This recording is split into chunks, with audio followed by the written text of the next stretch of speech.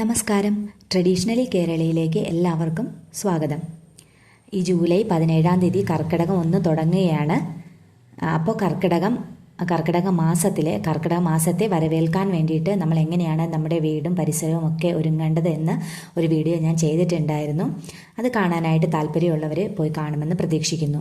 അപ്പോൾ ഇന്നത്തെ വീഡിയോയിൽ നമ്മൾ പറയുന്നത് കർക്കിടക മാസത്തിൽ നമ്മൾ ചെയ്യേണ്ട ചിട്ടവട്ടങ്ങൾ എന്തൊക്കെയാണ്, നമ്മൾ പ്രധാനമായിട്ട് ഓർത്തിരിക്കേണ്ട കാര്യങ്ങൾ എന്തൊക്കെയാണ്, നമ്മുടെ പ്രധാനപ്പെട്ട ചടങ്ങുകൾ, ആഘോഷങ്ങൾ എന്തൊക്കെയാണ്, അതൊക്കെയാണ് കേട്ടോ ഇന്നത്തെ വീഡിയോയിൽ നമ്മൾ പറയാൻ പോകുന്നത്.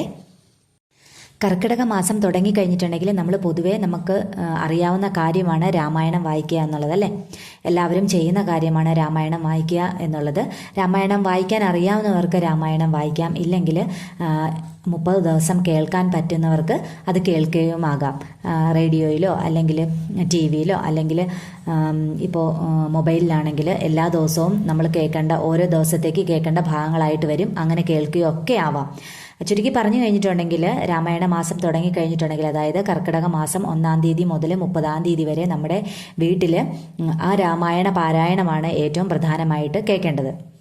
അപ്പോൾ രാമായണം വായിക്കുന്നതിന് മുമ്പായിട്ട് അല്ലെങ്കിൽ രാമായണം കേൾക്കുന്നതിന് മുൻപായിട്ട് നമ്മൾ ചെയ്യേണ്ടുന്ന കാര്യം എന്തെന്ന് വെച്ച് കഴിഞ്ഞിട്ടുണ്ടെങ്കിൽ 1-ാം തീയതി മുതൽ 30-ാം തീയതി വരെ നമ്മൾ മുടങ്ങാതെ വിളക്ക് തെളിയിക്കുക എന്നുള്ളതാണ്. രാവിലെയും വൈകിട്ടും തെളിയിക്കാൻ പറ്റുന്നവരാണെങ്കിൽ രാവിലെയും വൈകിട്ടും തെളിയിക്കുക. രാമായണം വായിക്കുന്ന വീട്ടിലാണെങ്കിൽ രാവിലെയും വൈകുന്നേരവും തെളിയിച്ചേ പറ്റുള്ളൂ. അപ്പോൾ രാവിലെയും വൈകിട്ടും തെളിയിക്കുന്നവരാണെങ്കിൽ രാവിലെയും വൈകിട്ടും തെളിയിക്കുക. ഇല്ല, രാവിലെ തെളിയിക്കാൻ പറ്റില്ല, വൈകുന്നേരം മാത്രമേ തെളിയിക്കാൻ പറ്റുന്നവരാണെങ്കിൽ വൈകുന്നേരവും തെളിയിക്കുക. അത് മുടങ്ങാതെ നമ്മൾ ഈ 30 ദിവസവും ചെയ്യേണ്ടുന്ന പ്രധാനപ്പെട്ട കാര്യങ്ങളിലൊന്നാണ് വിളക്ക് തെളിയിക്കുക എന്നുള്ളത്. പിന്നെ ചില ഭാഗങ്ങളിൽ കണ്ടുവരുന്ന കാര്യമാണ് ശ്രീബോധി വെക്കുക എന്നുള്ളത്. അതായത് രാമായണം വായിക്കുമ്പോഴത്തേക്ക് അല്ലെങ്കിൽ പോലും വിളക്ക് തെളിയിക്കുമ്പോഴത്തേക്ക് വിളക്കിൻ്റെ അടുത്തായിട്ട് ഒരു കിണ്ടിയിലോ അല്ലെങ്കിൽ ഒരു കുടത്തിലോ ദശപുഷ്പങ്ങളെല്ലാം നിറച്ച് വെക്കുക എന്നുള്ളത്. അത് കിണ്ടിയിൽ വെള്ളം എടുത്തിട്ട് ആ വെള്ളത്തിൽ നമുക്ക് കിട്ടുന്ന ദശപുഷ്പങ്ങളിൽ 10 കിട്ടിയില്ലെങ്കിൽ നമുക്ക് എത്രയാണോ കിട്ടുന്നത് ആ കിണ്ടിയിലെ വെള്ളത്തിൽ നിറച്ച് വെക്കുക. അതിനെയാണ് ശ്രീബോധി വെക്കുക എന്ന് പറയുന്നത്. ഇത് എല്ലാ ദിവസവും നമ്മൾ വെള്ളം കളഞ്ഞ് ഈ ദശപുഷ്പങ്ങളും മാറ്റി പുതിയത് വെക്കും കേട്ടോ. അങ്ങനെയാണ് ചെയ്യുന്നത്. പിന്നെ കർക്കിടക മാസത്തിലെ പ്രധാനപ്പെട്ട ഒരു കാര്യമാണ് കർക്കിടക വാവ്, അല്ലേ? നമ്മൾ വാവ് ബലിയൊക്കെ ഇടാറുണ്ട്. പിതൃക്കന്മാർ മരിച്ചു പോയിട്ടുള്ള ആൾക്കാർക്ക് വേണ്ടിയിട്ട് നമ്മൾ ഒരു ദിവസം നോയമ്പെടുത്തിട്ട് നമ്മൾ വാവ് ബലി അർപ്പിക്കാറുണ്ട്. അത് വീട്ടിൽ വാവ് ബലി ഇടുന്നവരുമുണ്ട്, അമ്പലങ്ങളിൽ പോയിട്ട് ക്ഷേത്രങ്ങളിൽ പോയിട്ട് വാവ് ബലി ഇടുന്നവരുമുണ്ട്. ബലി ഇടുമ്പോഴത്തേക്ക് നമ്മൾ തലേ ദിവസം ഒരിക്കലൂണ് എടുത്തിട്ട് പിറ്റേ ദിവസം പോയി അമ്പലത്തിൽ പോയി വാവുബലി ഇടുകയാണ് ചെയ്യണത്, അല്ലേ? പക്ഷേ നമ്മൾ ചെയ്യുമ്പോഴത്തേക്ക് നമ്മൾ ശ്രദ്ധിക്കേണ്ട ഒരു കാര്യം എന്തെന്ന് വെച്ചാൽ, സാധാരണയായിട്ട് ഞാൻ എല്ലായിടത്തും കണ്ടുവന്നിട്ടുള്ളത് തലേ ദിവസം ഒരിക്കലൂണ് നടത്തും. അതായത് ഒരിക്കൽ മാത്രം ചോറ് കഴിച്ചിട്ട് ഉച്ചയ്ക്കും വൈകുന്നേരവും രാത്രിയും വേറെ എന്തെങ്കിലും നമ്മൾ കഴിക്കും. ഗോതമ്പിൻ്റെയോ റവയുടെയോ ഒക്കെ ഭക്ഷണം നമ്മൾ കഴിക്കാറുണ്ട്, അല്ലേ? പക്ഷെ അങ്ങനെയല്ല. ഒരിക്കൽ ഊണ് എന്ന് പറഞ്ഞു കഴിഞ്ഞിട്ടുണ്ടെങ്കിൽ പണ്ടുള്ള കാർന്നോമാർ ഉദ്ദേശിച്ചിരിക്കുന്നത്, നമ്മുടെ കേരളത്തിൽ പൊതുവേ നമ്മൾ അരിയാഹാരമാണ് കൂടുതലായിട്ട് കഴിക്കുന്നത്, അല്ലേ? രാവിലെയും ഉച്ചയ്ക്കും വൈകുന്നേരവും എല്ലാം അരിയാഹാരമാണ് കഴിക്കുന്നത്. അപ്പോൾ അത് 2 നേരം ഉപേക്ഷിച്ചിട്ട് ഉച്ചയ്ക്ക് മാത്രം അരിയാഹാരം എന്നുള്ളതാണ് അവർ ഉദ്ദേശിച്ചിരിക്കുന്നത്. അല്ലാണ്ട് ഉച്ചയ്ക്ക് ചോറ് കഴിച്ചിട്ട് രാവിലെയും വൈകിട്ടും വേറെ എന്തെങ്കിലും ഗോതമ്പിൻ്റെയോ റവയുടെയോ കഴിക്കണം എന്നല്ല ഉദ്ദേശിച്ചിരിക്കുന്നത്. അവർക്ക് വേണ്ടിയിട്ട് നമ്മൾ ഒരു ദിവസത്തെ നോയമ്പ് എടുക്കുമ്പോഴത്തേക്ക് ഉച്ചയ്ക്ക് മാത്രം അരിയാഹാരം കഴിച്ചിട്ട് ബാക്കി രാവിലെയും വൈകിട്ടും പഴമോ എന്തെങ്കിലുമൊക്കെ നമുക്ക് കഴിക്കാമല്ലോ. അങ്ങനെ കഴിക്കുക.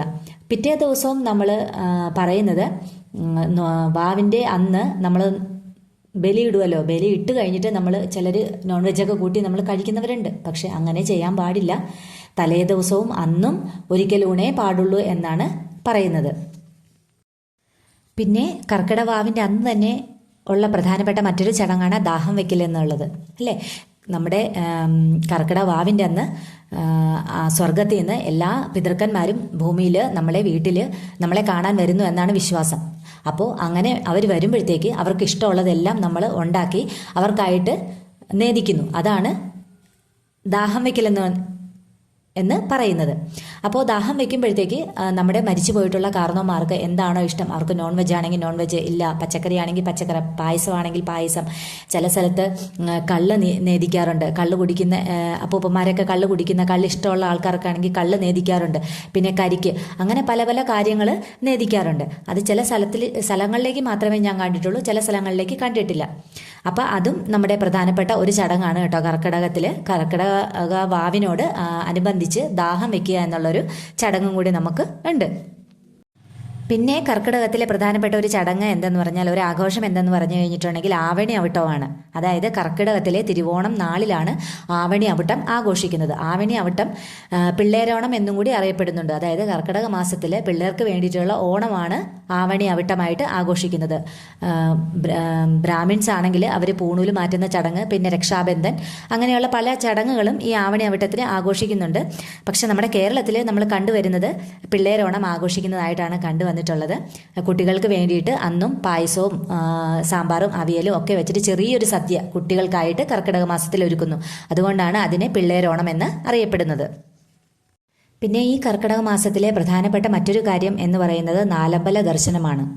അടുത്തടുത്തായിട്ട് ശ്രീരാമൻ, ലക്ഷ്മണൻ, ഭരതൻ, ശത്രുഘ്നൻ എന്നിങ്ങനെ 4 സഹോദരന്മാരുടെ ക്ഷേത്രങ്ങളിൽ പോയിട്ട് ഉച്ചപൂജയ്ക്ക് മുമ്പായിട്ട് ഈ 4 അമ്പലങ്ങളിലും തൊഴുതിറങ്ങുക. അതാണ് നാലമ്പല ദർശനം എന്നതുകൊണ്ട് ഉദ്ദേശിക്കുന്നത്. അത് ഈ കർക്കിടക മാസത്തിലാണ് അതിന് വളരെയധികം പ്രാധാന്യമുള്ളത്. അതായത് കർക്കിടക മാസത്തിൽ നമ്മൾ ശ്രീരാമനെയാണല്ലോ ഏറ്റവും കൂടുതൽ, രാമായണം ഒക്കെ വായിച്ചിട്ട് ശ്രീരാമനെയാണല്ലോ നമ്മൾ ഏറ്റവും കൂടുതൽ പ്രാർത്ഥിക്കുന്നത്. അപ്പോൾ ഈ നാലമ്പല ദർശനം കൂടി നമുക്ക് ചെയ്യാൻ സാധിക്കുമെങ്കിൽ അത് വളരെയേറെ പുണ്യമാണെന്നാണ് പറയപ്പെടുന്നത്.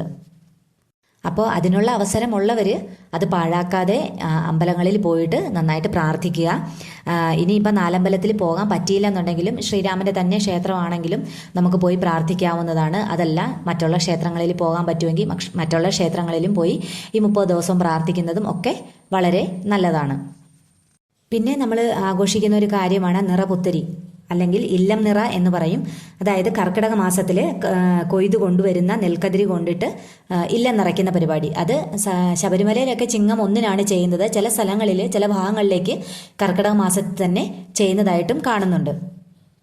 പിന്നെ കർക്കിടക മാസത്തിൽ നമ്മൾ ചെയ്യുന്ന പ്രധാനപ്പെട്ട ഒരു കാര്യം ആണ് ദശപുഷ്പം ചൂടലും മുക്കുറ്റി ചാന്ത് തൊടലും. അല്ലേ, മുക്കുറ്റി ചാന്ത് ഇപ്പോഴുള്ളവർക്ക് അറിയുമോ എന്നറിഞ്ഞുകൂടാ. മുക്കുറ്റി നമ്മൾ പറിച്ചെടുത്തിട്ട് നല്ലോണം കഴുകി എടുത്തിട്ട് നമ്മുടെ കയ്യിലിട്ട് തിരുമ്മി അതിൻ്റെ ഒരു പച്ച കളറിലെ ഒരു ചാറ് നമ്മുടെ കയ്യിലുണ്ടാവും അല്ലേ. അതെല്ലാം തിരുമ്മി പിഴിഞ്ഞെടുത്ത് കഴിയുമ്പോഴത്തേക്ക് ഒരു പച്ച കളറിലെ ചാറ് നമ്മുടെ കയ്യിൽ വരും. ആ ചാറ് നമുക്ക് നെറ്റിയിൽ നമുക്ക് പൊട്ടായിട്ടോ അല്ലെങ്കിൽ ചന്ദനമായിട്ടോ തൊടാം. അത് ഈ 30 ദിവസവും ചെയ്യാൻ പറ്റുന്നവർ 30 ദിവസവും ചെയ്യുക. ഇല്ലെങ്കിൽ 7 ദിവസം, 9 ദിവസം, 11 ദിവസം എന്നിങ്ങനെ ഒറ്റ സംഖ്യയായിട്ട് ചെയ്യുന്നവരും ഉണ്ട്. അതൊരു പ്രധാനപ്പെട്ട ചടങ്ങാണ്. അതിൻ്റെ കൂട്ടത്തിൽ തന്നെ നമ്മൾ ചെയ്യുന്ന വേറൊരു കാര്യം എന്ന് വെച്ചാൽ ദശപുഷ്പം നമുക്കറിയാം 10 എണ്ണം ഉണ്ടെന്നറിയാം. ആ 10 എണ്ണം കിട്ടിയില്ലെങ്കിൽ പോലും നമുക്ക് എത്രയാണോ കിട്ടുന്നത് അത് നമുക്ക് മുടിയിൽ ചൂടാവുന്നതാണ്. ദശപുഷ്പം 10 എണ്ണത്തിൽ 10 എണ്ണവും ചൂടുന്നതിലും ഓരോരോ ഭാഗ്യങ്ങൾക്ക് വേണ്ടിയിട്ടാണ്, ഓരോരോ ദേവതകൾക്ക് വേണ്ടിയിട്ടാണ്. അപ്പം എത്രയാണോ നമുക്ക് കൈ കിട്ടുന്നത് അത്രയും നമുക്ക് ചൂടാം. 10 എണ്ണം കിട്ടുവാണെങ്കിൽ 10 എണ്ണവും ചൂടുന്നതും വളരെ നല്ലതാണ്. പിന്നെ നമ്മൾ ചെയ്യുന്ന കാര്യങ്ങൾ ഔഷധക്കഞ്ഞി സേവിക്കുക, ഔഷധ സേവയുണ്ട്, പത്തില ഉപ്പേരി കഴിക്കുന്നതുണ്ട്, പലതരം ലേഹ്യങ്ങൾ കഴിക്കുന്നതുണ്ട്, ആയുർവേദ മരുന്നുകൾ ഉണ്ട് ചെറിയ ഉരുളകളാക്കി അത് സേവിക്കുന്നവരുണ്ട്. അതെല്ലാം നമുക്ക് കർക്കിടകത്തിൽ ചെയ്യാവുന്നതാണ്. പിന്നെ ഇലക്കറികളെല്ലാം ധാരാളമായിട്ട് നമുക്ക് ഉപയോഗിക്കാം. മുരിങ്ങയില ഒഴിച്ചിട്ടുള്ള ബാക്കി എല്ലാ ഇലക്കറികളും നമുക്ക് ഈ കർക്കിടകത്തിൽ ഉപയോഗിക്കാവുന്നതാണ്. കഴിവതും നോൺ വെജ് എല്ലാം ഉപേക്ഷിച്ചിട്ട് വെജിറ്റേറിയൻ ആവാനായിട്ടൊന്ന് ശ്രമിക്കുന്നത് നല്ലതായിരിക്കും. കാരണം എന്തെന്ന് വെച്ച് കഴിഞ്ഞിട്ടുണ്ടെങ്കിൽ കർക്കിടക മാസത്തിൽ ധാരാളം മഴ പെയ്യുന്ന സമയമാണ്. ആ സമയത്ത് നമ്മുടെ ദഹന പ്രവർത്തനങ്ങളെല്ലാം വളരെ മന്ദഗതിയിൽ നടക്കുകയുള്ളൂ. അപ്പം നോൺ വെജൊക്കെ കഴിച്ചു കഴിഞ്ഞിട്ടുണ്ടെങ്കിൽ നമ്മുടെ വയറിന് തന്നെ അത് ബുദ്ധിമുട്ടായിരിക്കും. കാരണം ഇതെല്ലാം ദഹിപ്പിച്ചെടുക്കാനായിട്ട് വയറ് കിടന്ന് പാടുപെടുമല്ലേ. അപ്പോൾ അതിനനുസരിച്ചിട്ട് നമ്മൾ കുറച്ച് കഴിയുന്നത്ര ദിവസം നമ്മൾ വെജിറ്റേറിയൻ ആവാനായിട്ട് ശ്രമിക്കുക.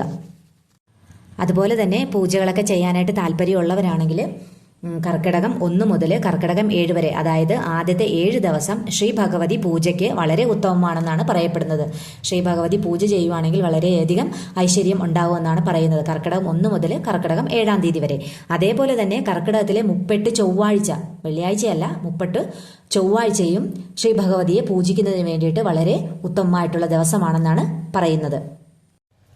ഇത്രയൊക്കെ കാര്യങ്ങളാണ് കർക്കിടകത്തിൽ നമുക്ക് ഓർക്കാനുള്ളത്. നമ്മൾ ചെയ്യേണ്ടതായിട്ടുള്ള കാര്യങ്ങൾ ഇത്രയൊക്കെയാണ്.